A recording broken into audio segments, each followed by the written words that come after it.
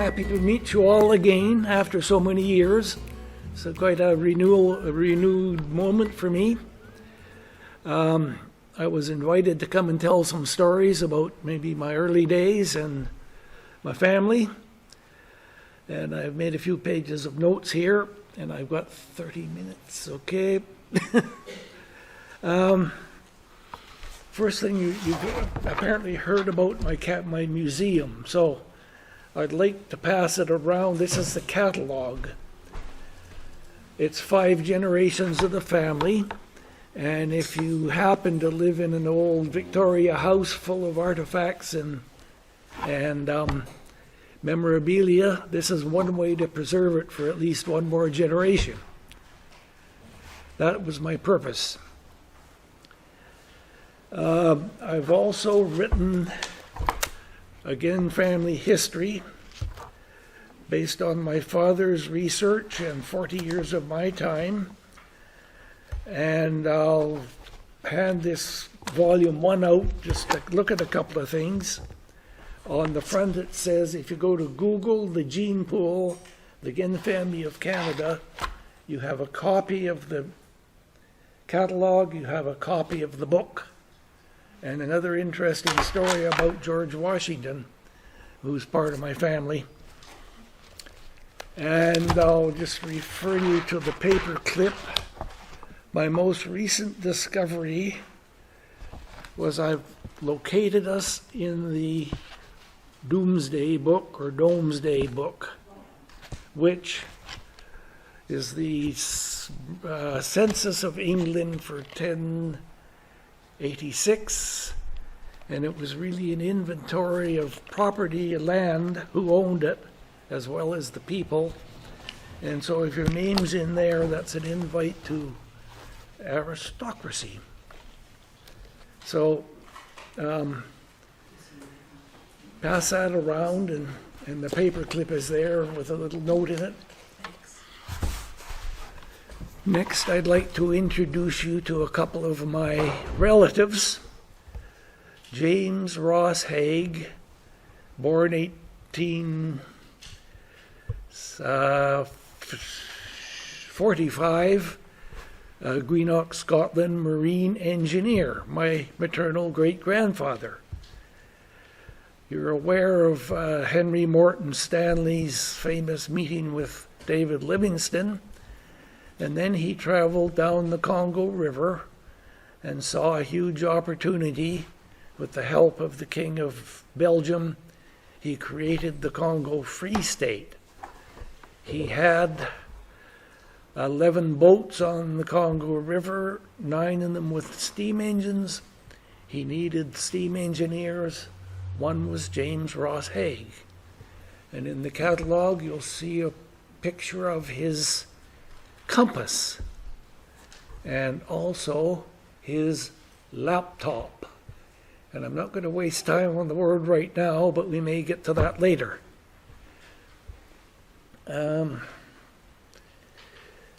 My paternal great-grandfather, Diogo Madison Genn, born in Olinda, Brazil, same year, 1845. In 1850, the English were run out of Brazil, and he and his father went back to England. His Portuguese mother and the other brother stayed there. In my travels, after 140 years, I've put the 2 pieces of the family back together. I have Diogo's passport and his 1874 diary. And I was so intrigued by it, I knew a handwriting analyst I met on a cruise ship, so I sent it to her and said, what can you tell us? And she wrote 4 long pages about Diogo. And I've got 4 children. I handed it to the eldest one, and he read it. He said, Dad, this is you.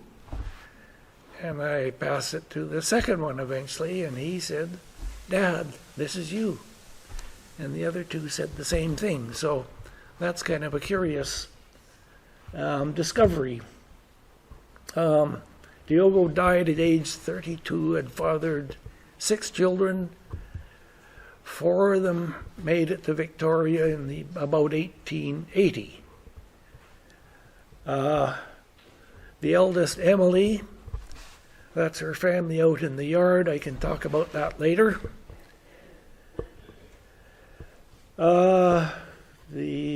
She brought her little brother. She came out to Victoria in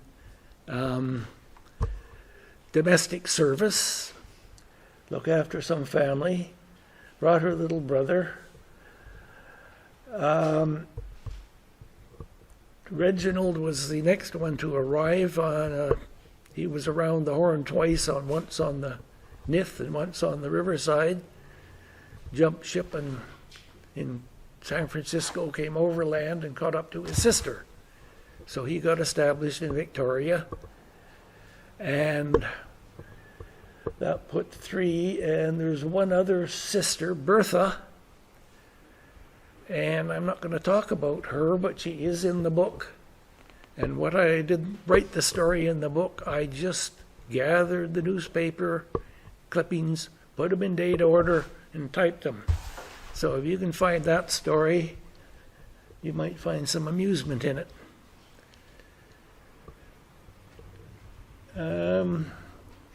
Diogo's cousin,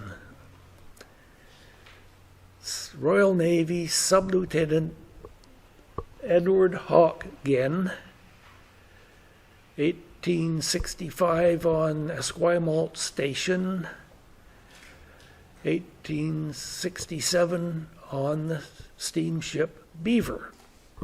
I don't have to discuss the Beaver, you know that one. It was Beaver, well, first of all, it saved the Pacific coast for Canada. I can explain that sometime. It was in passenger service, reconfigured.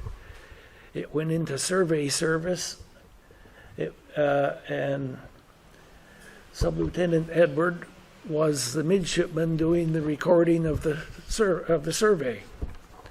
And so Captain Pender was running out of names for all the islands and things he had to put on the map. And so that's how Genn Island got named. Captain Waldbrand's book, Place Names, tells the story about him and how he went out to Calcutta, got the cholera, and died a couple of months later. I have pictures of him, pictures of his grave, and the whole story's in the book.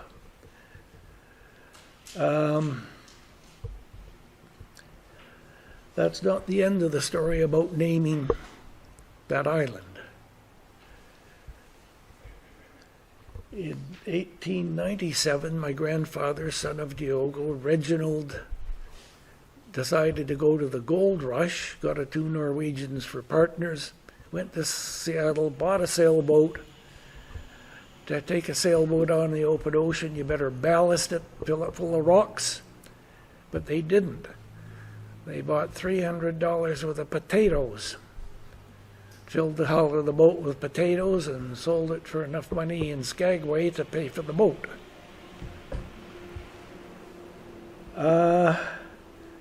Reginald I knew well, next door neighbor, Cordova Bay, Parker Avenue, and he was full of stories.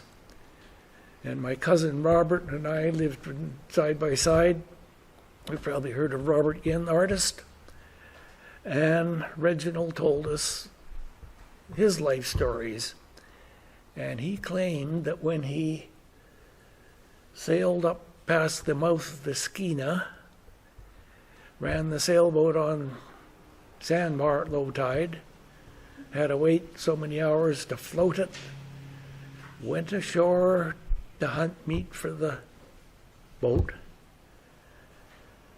and in the process squared a tree with his axe, which was probably for the butchering, got his indelible pencil and wrote Genn on the 4 sides. And his claim was that's how the island was named Genn Island. Well, we got two stories, completely opposite. And after 70 years of hearing them, I decided to try and figure out the puzzle. One of them had to be true. Both of them couldn't be true. But as it turned out, they were both true.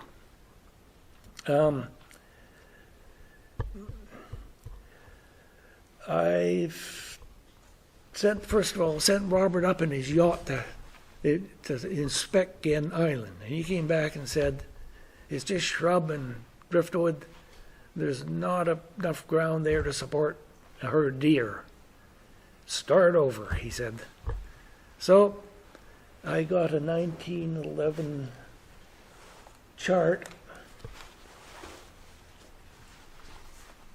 of the area of the mouth of the Skeena, and I got the hand lens, and I started walking all the islands, all the shores with the hand lens. And what I discovered on Stewart Island, a big island, was a new navigational light, and it was located on Marked Tree Bluff. So that's the tree. 12 years after he marked it, it ended up on the chart. Okay. Emily, the eldest sister, she married Arthur Lewis, and they went up to Bennett Lake, the headwaters of the Yukon River, the head of navigation, and they operated the trading post. And 1918, well, the Yukon shuts down about the end of September, and the people that have a place to go get on a boat and leave.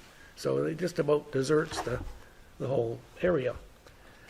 So Arthur Lewis was on the Sophia, and they were coming down towards Vanderbilt Reef, and the ship went on the reef. So they didn't take the people off. They thought they'd be safer on the ship. And 2 days later, the wind changed. The ship did a 180 and fell into deep water. Took 360 people, no survivors. And that's the biggest disaster on the Pacific coast, and its impact on the Yukon makes the Titanic look pretty minimal. So Emily, Lewis, Harold, her son, Nora, her daughter, we just found the headstone out here. Peter showed, reminding me where it was. So when Nora died, the youngest daughter, the last of the line, Nora never had to worked in the Bank of Montreal to support her mother because there's no breadwinner anymore. So she didn't marry, so there was no further children. And when she died, Uncle Doug again phoned me up and said, well, Nora has passed on. She was well in her 90s.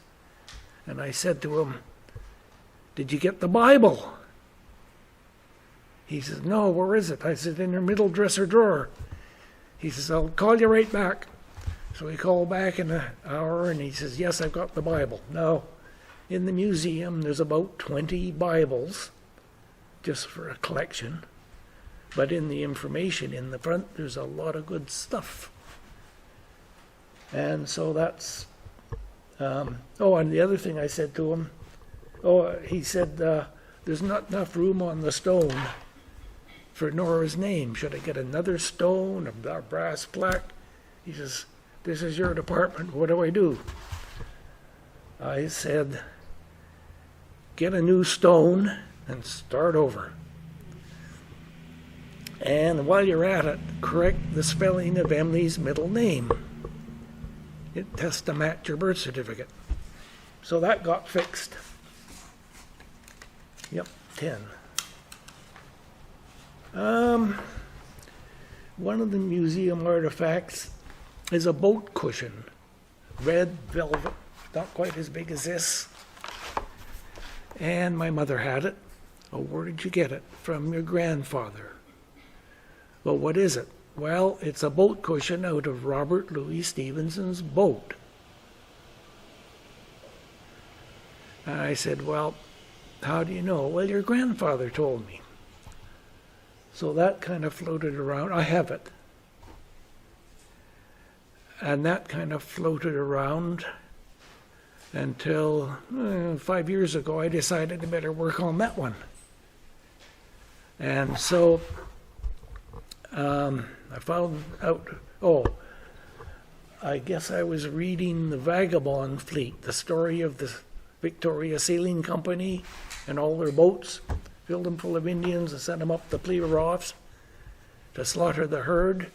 But before they left, they took all the fancy curtains and cushions out and stripped it down and turned it into a fishing boat. And the Victoria Sailing Company now own the boat. And if you go to another file, Reginald Genn's Sailing Company file, he was managing secretary. And I have his signature on documents and share certificates. And that's how he got the velvet cushion. Probably locked it up in the washroom, brought it home. Okay, that's what goes into writing these family histories.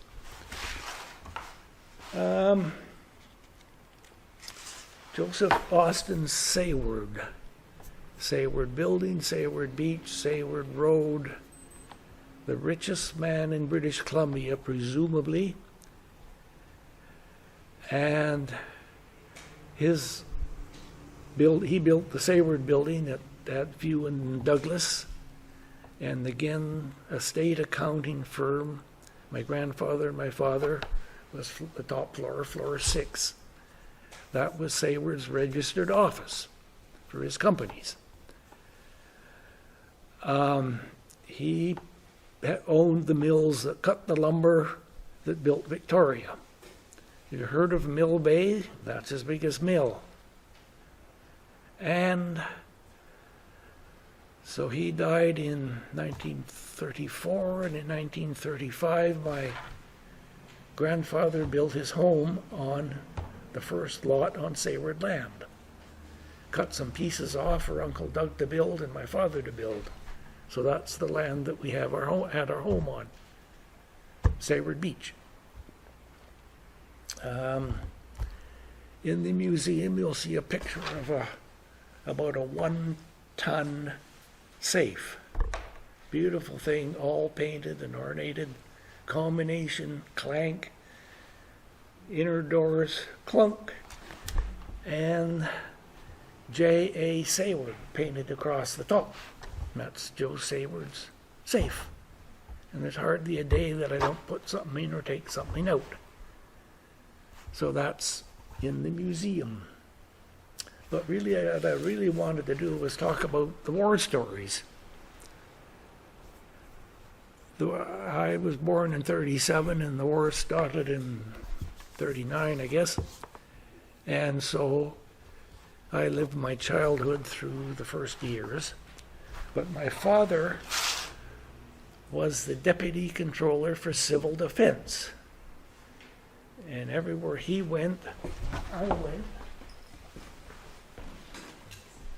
So I got to be the assistant deputy controller. Okay?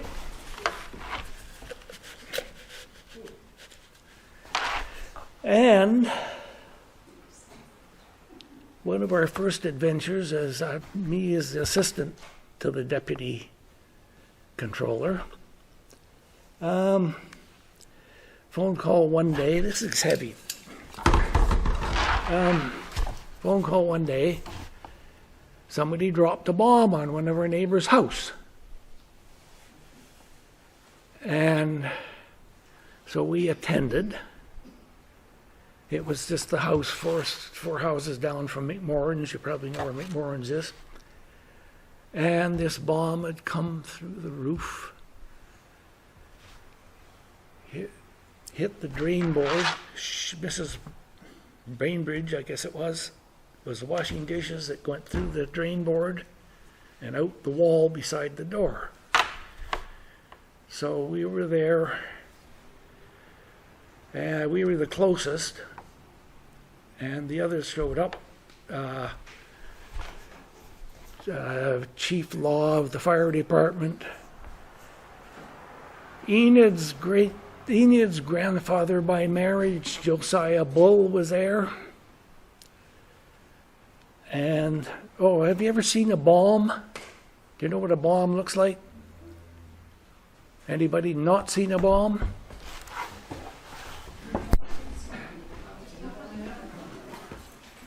This is what they dropped. Not this one. This is just a civil defense training bomb. There's nothing in it.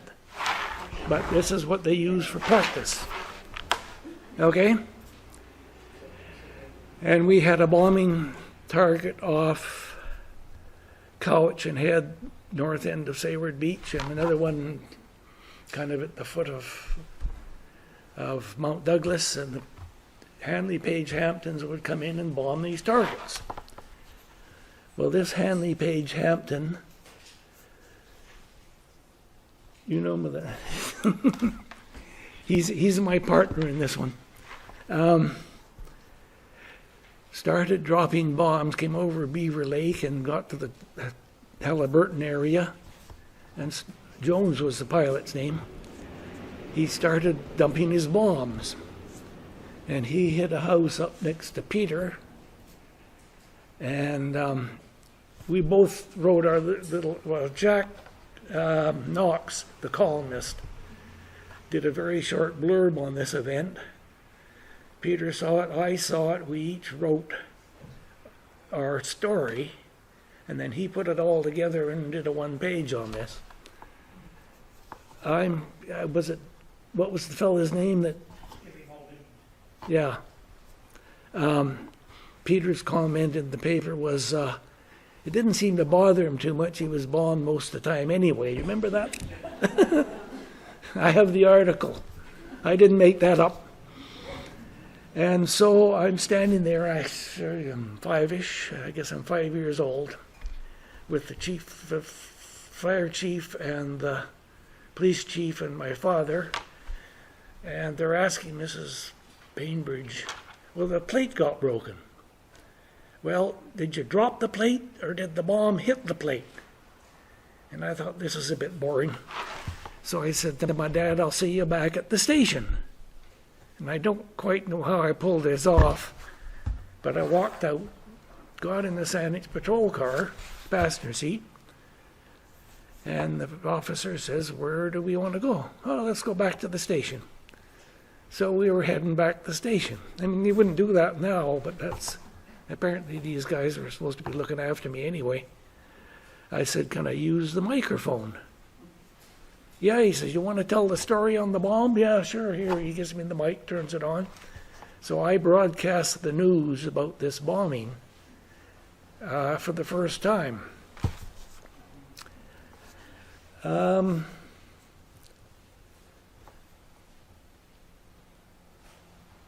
that was a Hanley Page Hampton. And it was the only bomber we had at the time, and it carried 3 people, and it wasn't wide enough to sit side by side. It was this wide. I've been in one. So there was a pilot and a navigator and a bombardier, and that's how we went to war with those things. The next encounter, we're at Cordova Bay, and it must have been early or midsummer, and my father's 30-foot boat was hauled out of the water for painting the bottom. haul it out at high tide. You got till 12 hours to paint it and put it back in the water. So he's painting, and I'm down at the edge of the water, playing in the sand, I suppose. And I walked up and said to my dad,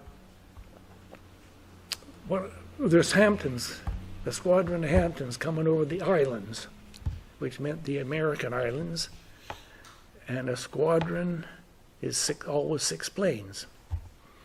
So I went and told him, and he grunted. Well, in my family, a grunt means yes and a groan means no. So I went back to play. I was back in a few minutes. Dad, one of those Hamptons has an engine problem.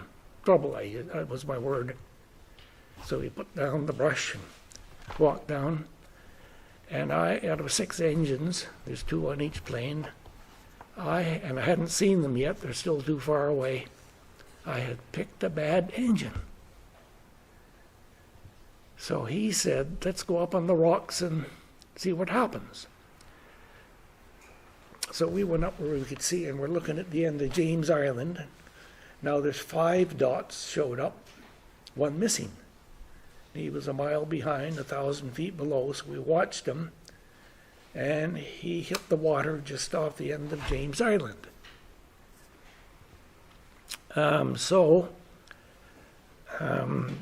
My dad says, well, you stay here and take charge. I'll go phone this in. And there's not much I could do about that. But anyway, given the exact location, 9:15 in the evening, and the tide chart, so they could map where you got 30 seconds to ditch in Hampton. There's a life raft and there's 3 people. So if they got out, they would be heading out to sea on this ebb tide. They picked them up at 3 in the morning off 10 Mile Point. So that's the Hamptons. But the next one, I was on my own. Same setting, down by the shore, Saturday afternoon. And there was a huge roar came over the trees. I would have said it, now I'd say it was like a Harley Davidson with the throttle wide open.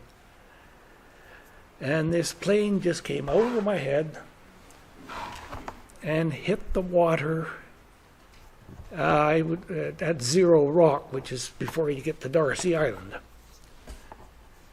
And I saw it go in the water, and I watched for a bit. And then I saw the parachute.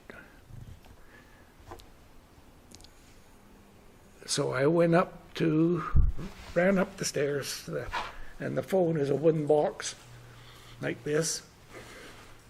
And there's the secret air sea rescue number on the phone.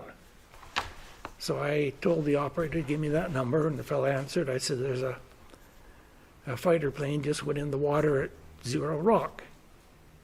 He said, okay, I'll get somebody out there. I'll send a Stranier. Thanked me very much, and I went down to watch the rescue. And then here comes the Princess Elizabeth around Gordon Head Point.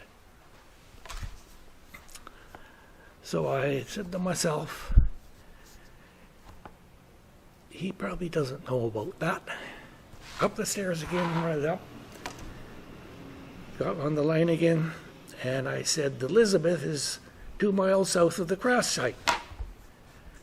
So he said, thanks, I'll give her a call. So I went down to watch. Elizabeth comes up, stops, drops a lifeboat. That's what happened next. It's too far away to see. So that's how they got that fella back. Some other war stories that I wasn't really part of, but Uncle George was in World War I and World War II. I have his, from World War I, I've got his tin hat from World War II and his gas mask. Well, my house, gas mask training was every Sunday morning at 10. People don't believe that we had to have gas masks.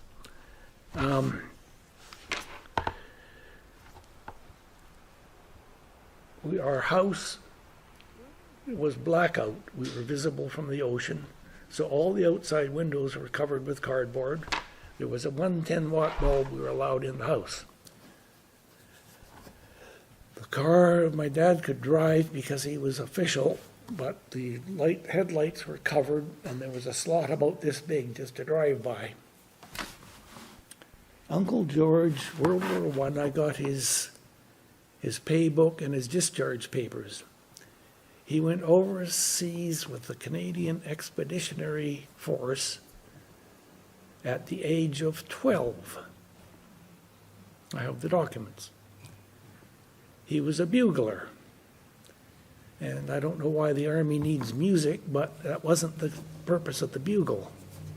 You see, there was no radios and no other communication, but you could have 3,000 troops camped out in the forest, and the generals would get together. We're going to advance tomorrow at 6 o'clock. George, go and blow that. So he would send the messages out with his bugle. Could you imagine what would happen if a 12-year-old got retreat to advance instead? Anyway, James Island. Do you remember the explosion? Anybody remember that? I was in about grade 5 at Cordova Bay School, so this would be 1947 or 47, I guess, for its first year. And we're sitting there minding our business or doing something. And all of a sudden there was a huge explosion that just shook the air. And then we looked out the window, and here's a great ball of black smoke rising.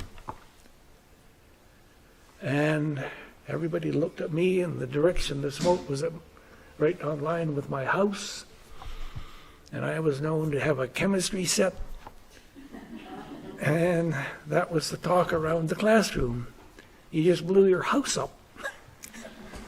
But that wasn't entirely true. CIL's munitions plant on James Island.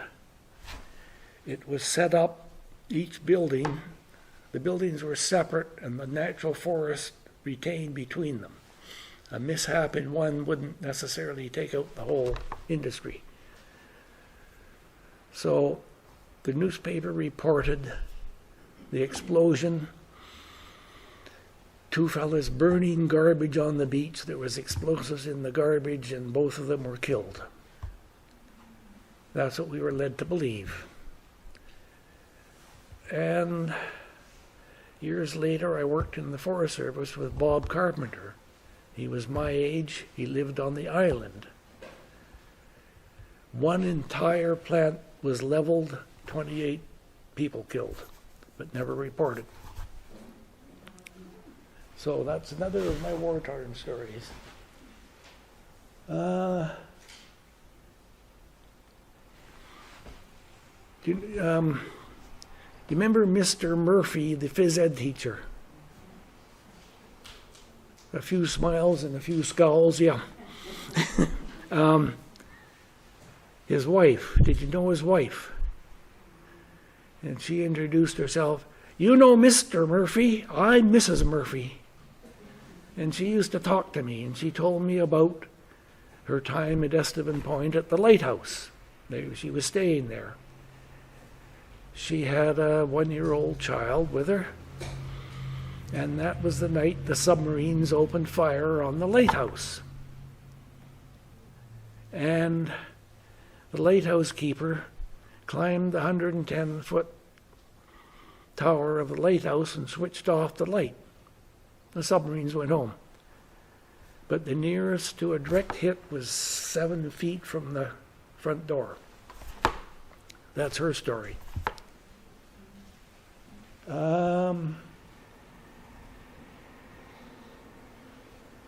There's a story about another boat that was torpedoed.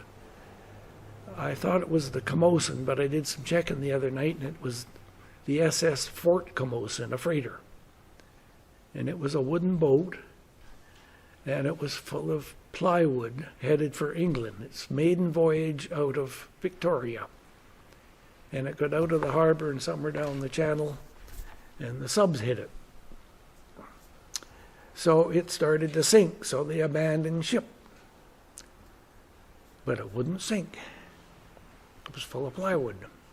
My guess is that plywood was our marine plywood that was going to be building mosquito bombers.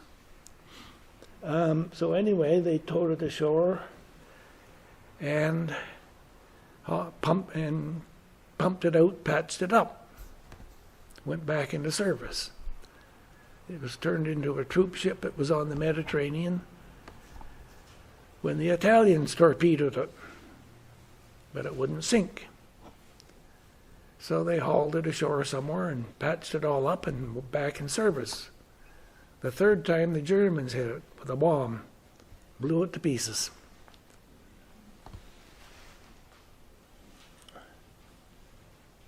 Blackouts for submarines I told you about, gas mask. How many of you ever seen a Japanese balloon? You remember the Japanese were making these balloons with baskets of stuff, whatever, and they were releasing them and they were coming over mostly our coast. Anyway, the one that was captured was hidden away in a special room at the airport, and being as I was the assistant of the deputy controller, I got to go and have a look at it. And the balloon was really quite large, and it carried a basket all tied together out of bamboo, and on the basket, on the rim of it, were hooks. And ballast weights were hung on the hooks on different lengths of string. And if it got too close to the water or the ground, one of those would touch and unhook itself, and up it would go again. And the last thing to drop would have been whatever it was delivering. And it wasn't that dangerous, I guess, other than the possibility of germ warfare. But it was psychologically devastating. VE Day, May 7th. Victory Europe Day was announced on the 7th, but it wasn't signed till the 8th. And VJ Day was announced on the 10th of August, and it wasn't signed till the 14th. May 7th is my brother's birthday. August 10th is my birthday.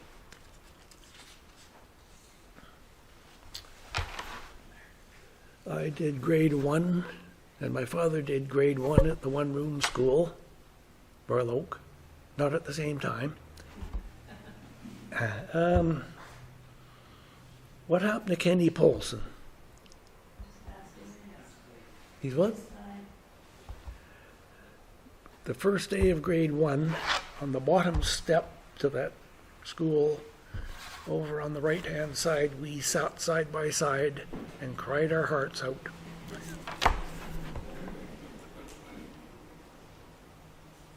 I graduated from Royal Oak High School in '54, UBC 62. Just a couple of little quips from years since. Saturday, I traveled with my father wherever he went, and Saturday he had a lot of clients in the 100 age that had to take care of their money and their whatever, their things, and I would go with them. And on the way home, we would stop at number 1 fire hall. I think it's still there, is it? The old fire hall on Douglas Street with the tower. Do you know what the tower is for? Most people don't know why a fire hall has a tower. If you're using natural cotton hoses, you got to dry them. Yeah, I'm glad somebody knew that one. Anyway, we would stop at the fire hall, visit with the firemen. My father, I have his fireman's badge. from 1922. And there was only one engine in the hall. And there were two firemen in the hall. So we sat in the office and talked for a while. Fire here and a fire there, and everybody's out. But we're left with one fire engine, the two of us. So we had a good visit. And then the phone rang. So the two guys jumped up and said, "We got to go. Would you take the calls? Just defer them to number 3. Okay, so we sat there. The phone rang again.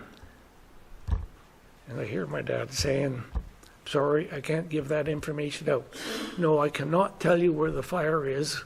We want to keep the crowds away and whatever." And I could hear the reply after so many minutes, and I could hear what was said. "Ken, is that you?" My father. This was Chief Law wanting to know, one, where all his firemen were in the trucks, and he wanted to know why we are in his fire hall. So we got that sorted out. And then there's another story he told me. He was on his way to work, Blenkinsop Road, to go to his office one morning. And he noticed on the side of the road that the grass was a bit trampled. And it hadn't been trampled the day before, so he stopped and got out, walked in the bush, and here's a safe. So he got to his office and he phoned Enid's grandfather by marriage, Chief Josiah Bull. Father-in-law. Yeah, okay. And said, "Have you had any robberies over the night?" "No, none that have been reported." "Well, if you're missing a safe, I'll tell you where it is." And Chief Joe says, "Ken, how come you're out there every morning solving our crimes before we heard of them?" They were good buddies. Anyway, that's about the end of my story for now. Don't you have stories from school? From school. Not that I want to talk about. Sounds good. Yeah. They're the best kind. Well, maybe next time. No, I don't have much recollection in public school. I was pretty much on my own, small for my age, and I was in grade 3 at the age of 6. So, thank you very much. Yeah. Yes, you talked about the name Genn in the Doomsday Book. Yes. Yes. Have you been able to actually track the genealogy back to that location? I got that one just a couple of months ago. I just found something on the internet, a report that somebody had written on something about it, and I read it. It referred to the Genns of Anjou, France, now in Yorkshire, and I said, "That's us." I took it right off an article and copied that little bleb word for word. I started writing, well, I guess I inherited my father's collection of artifacts and letters and all the stuff from every time somebody passed on in the family, he dedicated a shoebox to him. Not for the ashes, for the papers, the letters, the wallet, the photographs. And he saved all that stuff, but he didn't know what to do with it. So in about 82, I think he died, and I inherited a truckload of stuff. Gave it to my cousin Robert, and he brought it back and said, "This is really good stuff. You better do something about it." And he left. So I did. I started writing on my Commodore A drive, B drive, Multimate.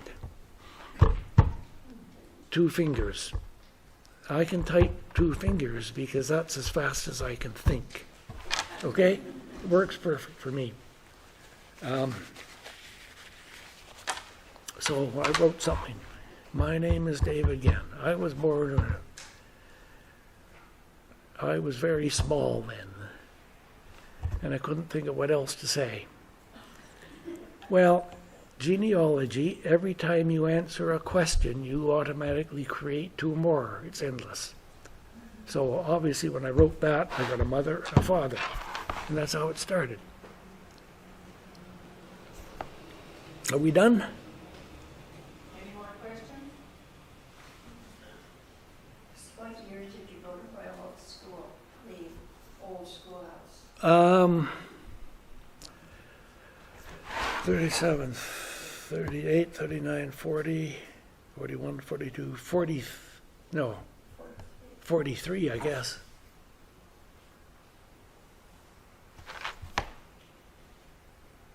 Okay.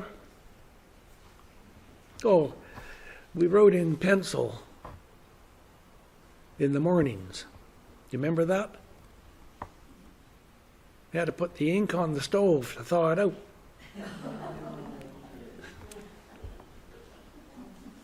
Well, that's what we did, okay?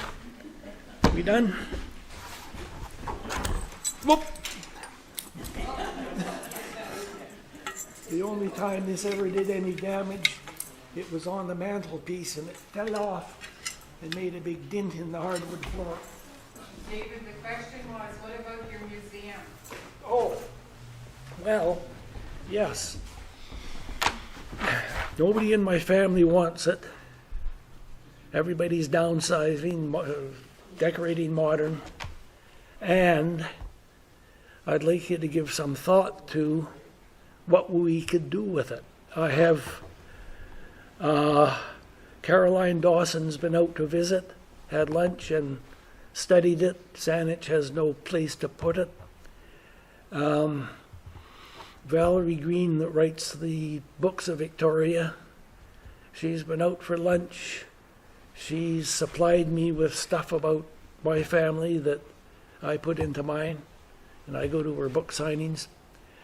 And she's a member of the Saanich Historical Society. The archive, Caroline said, "This is too big for Saanich. I want to refer you to the Royal BC Museum." And so, I forget his name, the archivist came out. I had, as a door prize for him, a carton of stuff about the Pierce family and other things for his museum that I really shouldn't have, including the Bible that Bishop, I think it was Crick, gave to Sarah Jane Pierce and her husband Pierce as a wedding gift, all inscribed. I had all this stuff left over from the family collection. And so he referred it to the curator. He didn't show up, but I talked to him, and he looked at the catalog and said, "Well, this stuff wasn't made in British Columbia. We don't do anything with it." So I've come to a dead end on it, and if some of you want to come out, well, the address is, I'll move on here.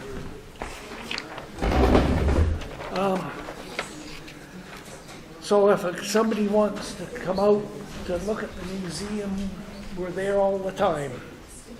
And let us know, and we'll be sure to be home. You're going to stay for refreshments and stuff? Yep. So if you want to make arrangements to visit David's museum, he's going to stay for refreshments, and you can talk to him during the refreshment break, okay? Yep. Thank you, David. Thank you so much.